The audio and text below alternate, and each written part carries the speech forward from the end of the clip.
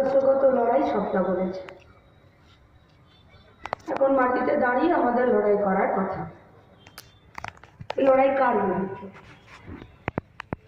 জানার এখানকে ভোট দেবেন কি না দেবেন সেটা আপনাদের ব্যাপার, কিন্তু আমরা যারা এই প্রজন্মের ছাত্র যুব রাজনীতি আন্দোলনের কর্মী, আমাদের প্রাক্তনীরা, আমাদের পরের প্রজন্ম, আমরা কি চাইছি?